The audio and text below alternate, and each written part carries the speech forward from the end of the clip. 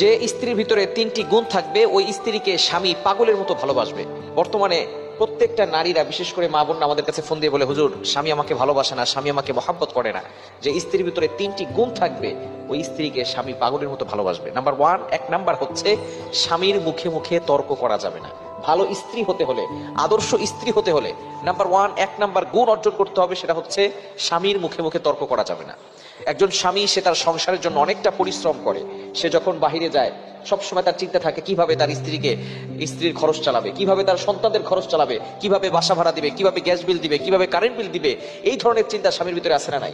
এতটা পরিশ্রম করার পরে যখন তার মেজাজটা হট থাকে, সারাদিন কাজ করে আসার পরে যখন বাসায় আসে, তখন কিছু নারী এমন আছে, কিছু স্ত্রী এমন আছে, স্বামীর সাথে অকথ্য ভাষায় গালাগালি করে।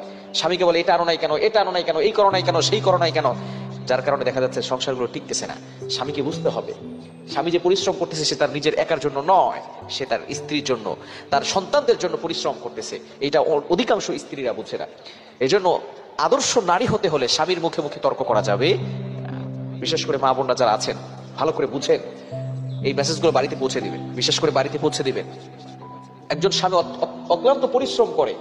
আপনার স্বামী আছে বলে আপনার সম্মান আছে। আপনার স্বামী হচ্ছে আপনার জন্য ঢাল। আপনি বাবার বাড়ি যান আর শ্বশুর বাড়ি যেখানেই থাকেন এখন, আপনার স্বামী হচ্ছে আপনার সাহস।